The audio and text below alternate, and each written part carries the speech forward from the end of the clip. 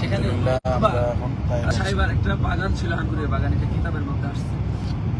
ওই বাগানের কাছে গিয়ে গাছের আঙ্গুর গাছের ছায়ার মধ্যে রাসূল করিম সাল্লাল্লাহু আলাইহি সাল্লাম এরকম একটু বিশ্রামের জন্য বসছেন।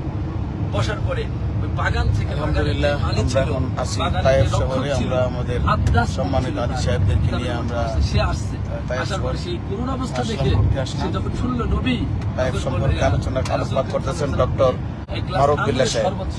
ডক্টর মারুফ বিল্লাহ সাহেব এক নিঃশ্বাসে ওই আঙ্গুরের গ্লাসে পানিটা খেয়ে আলহামদুলিল্লাহ বললেন। আর বললেন, তোমার বাড়ি কোথায়? খুশি হয়ে গেছে, আব্বাসের উপরে খুশি হয়ে গেছে। খুশি হয়ে বলে, তোমার বাড়ি কোথায়? তখন আব্বাস বলতেছে, আমার বাড়ি মাদাইনে। তাই? ওখানে তো আমার ভাই আছে। কোন ভাই? বলে সোহাইব আলাইহিস সালাতু ওয়াস সালাম। আপনি কি করে জানলেন? হ্যাঁ, উনি তো ছিল ওখানে। নবীর খবর নবীর কাছে থাকে। প্রিয় ভাইরা, দেখেন রাসূল করিম সাল্লাল্লাহু আলাইহি সাল্লাম কে হযরত আয়েশা রাদিয়াল্লাহু তাআলা জিজ্ঞাসা করেছেন, ইয়া রাসূলুল্লাহ, আপনার সবচেয়ে কঠিন দিন কি উহুদের দিনই ছিল? তখন রাসূল করিম সাল্লাল্লাহু আলাইহি সাল্লাম আয়েশা রাদিয়াল্লাহু তাআলা আনহার এই প্রশ্নের জবাব বলেছে, হে আয়েশা, উহুদের দিন ছাড়াও তাইফের দিনগুলো আমার কাছে খুব কষ্টের ছিল, খুব ব্যথার ছিল।